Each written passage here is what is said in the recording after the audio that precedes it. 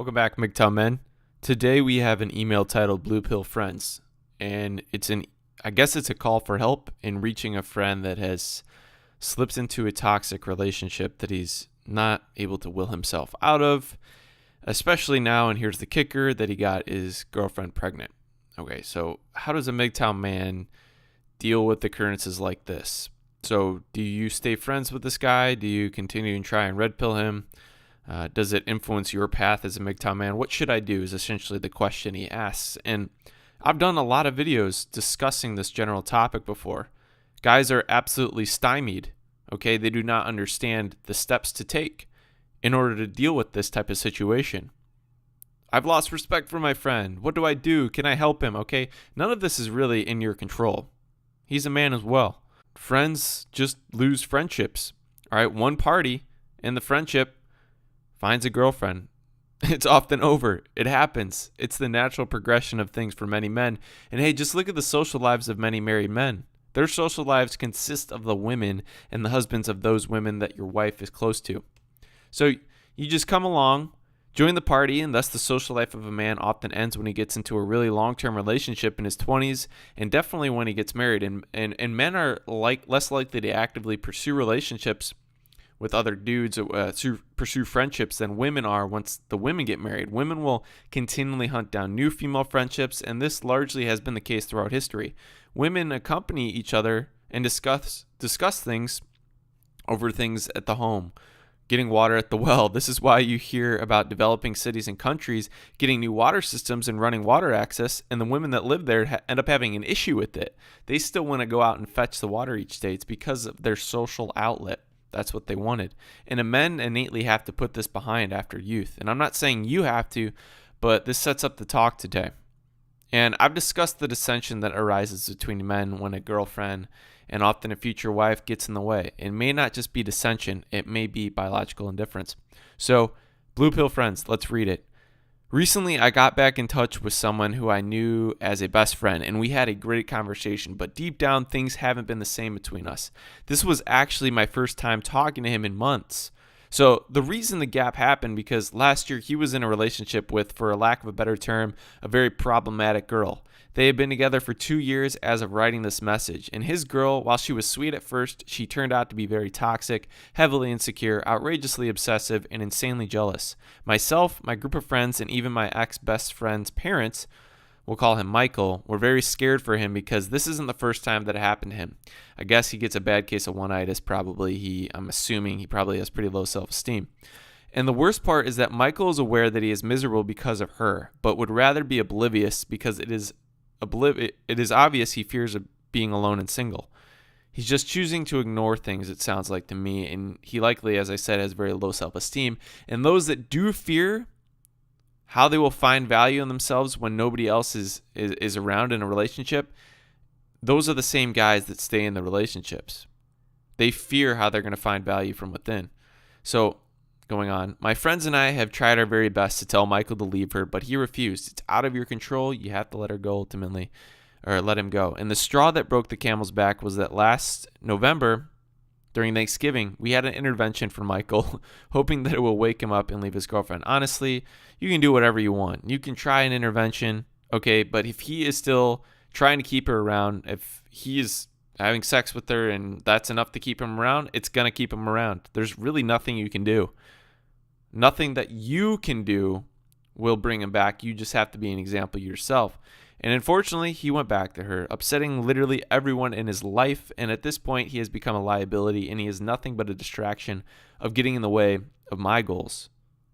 Myself, along with my friends, left him as a result because he made his choice. Since then, I was pursuing new things such as building wealth and learning new skills, and it's been going well for me. I haven't heard much about Michael until last month. A friend from my group called me and told me Michael's girlfriend's pregnant. I was in nuclear rage upon finding out. Overall, this has been a huge mess for Michael, especially discovering how blue-pilled he is. This leads me to a question. Should Michael and I still be friends despite how different our paths and our lives are?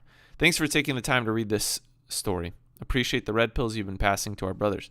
Hoodie's up. So the thing that kind of caught my attention here and caused me to raise an eyebrow was that you had not talked to this guy for a couple of months and now you had this gap of about a month, and then you hear about this development that he has a kid. So clearly, to me, while you have cared about this guy in the past and you've been close with him, it's clear that you're still always able to have the path that you want. You're the one dictating it. So honestly, he shouldn't really have any influence regardless if you're friends with him, especially with what a friendship with another guy connotes. It's not going to demand the amount of time that a girlfriend obviously would. So you should just be able to go your own way regardless. But before I offer my response, I have to mention one of my favorite videos on YouTube, and it ties in perfectly with this situation, and you need to check it out. It's quite hilarious. And so maybe some of you know of the actor and Adult Swim comedian Eric Andre. And I love Adult Swim shows, by the way, Aqua Teen Hunger Force and Steve Brule, my guilty pleasure. So the scene is set, and Eric is sitting at home with what looks like a Friday night, whatever. He's got a couple beers ready, and he calls his best friend Josh on the phone and leaves a message calling to him, hey, come over, watch the Blade trilogy tonight. As might happen if a family member dies in war or something, two men come over to announce that Josh now has a girlfriend and likely will not be coming over tonight or maybe ever again. He's going to want to be with the girlfriend 24/7. So Eric Andre is in absolute shock when they say that Josh might not be coming over. And Eric asks how it happened, and the two men respond, he was caught walking alone at a party late last night. Visibility was low. He said he liked House of Cards, and so did she. As a result, Josh may not be coming over again. And the thing is, your friend might not be coming over again either. And this is obviously a much different situation than the one that you're in, man. But the result is largely the same, and that's all that really matters. And if your friend wants to be gone, he's going to be gone. If your friend doesn't want to be gone, he won't be gone. What happens here is not something you can control. And there are a couple things I want to point out, but ultimately I've said what I needed to say right there. When you go MGTOW, you are not just going MGTOW from these relationships yourself with women. You have to let go and go MGTOW from many things. There are many things that you're letting go of, namely the things that are out of your control. First and foremost, I'd say, let go of that which you can't control, and you'll have more grip strength to life. All right, more grip strength ready for life to move the weights that really matter in life. Bottom line, that's it. And I know that you value your friend. I would too. And I still try and keep in touch with my homies, the day oneers that were in my life. But I also realize that as a MGTOW man, attempting to control another man would be antithetical to my pursuit of going my own way. I can't do that. Okay, all that I can do is be an example for myself, be there at the end of the day if he needs a lift. Okay, if he needs a little cash here and there, nothing extreme. You have to use your own discretion and just continue to live your own life because he's made this decision himself. He's got to lay it in the bed that he made. As rough as it sounds, it's a red pill that we have to accept with other people in our lives. And I know this from my own life. I was absolutely fixated on this ex of mine during this relationship I had in college, about 2 years, completely engulfed in it. And I completely lost the friendships that I had built with my immediate friend group. I'd see one of my closest friends, and he stayed single all this time in college and was respectful of me. I'd only see him occasionally. He'd hit me up if we go lift. I'd be quick, though. I wouldn't spend extra time with him when we were at practice. And he didn't say anything. He didn't bicker. He did not interject. He just advised, okay, if problems came up or some advice needed to be lent my way. And for that, he maintained the friendship, and he actually helped show me how one has to let go.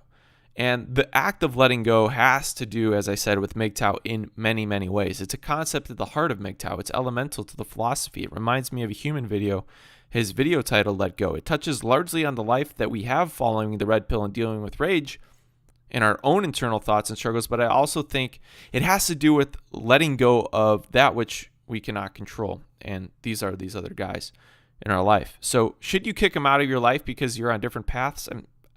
I would be slow to say that. And he's got a kid now, man. His mind's not just somewhere on Earth. It's in the solar system drifting somewhere. It's floating near Venus. It's just out there. And your presence isn't necessarily going to reel him in. If he needs some advice, something here or there, as I said, sure, help him out. But the only time that you need to cut someone out of your life is if they're threatening your daily life and you're sacrificing more than anything that you would get in return. So you live the life that you need to live, and clearly this guy hasn't heeded your words in the past, so you don't owe him anything. And the biggest thing here is to know that since it is even just a struggle for us to control the anger and emotions we have in our own lives, as the red pill rage brings in, imagine controlling your emotions according to the decisions that other people make. You'd go insane. You'd see this nuclear fallout from it. You see the nuclear rage that you said you had. Okay, there are inane choices being made by millions of people in the world every second. Okay, as I said, there would be a massive nuclear fallout if you let that consume you. All you can do is be an example. Red pills that you offer will be accepted by some, but not most. You can sow the seed. It's not always going to be reaped. Thanks again for listening today. If you got another email similar to this, feel free to hit me up. I'll try to get to it. And also, if you want to email me your MGTOW testimony, how you came to the philosophy, and how it's benefited your life, you can hit me up at sunrisehoodie@gmail.com or on Twitter at sunrisehoodie. You guys have a good night. Hoodies up, hoodies out.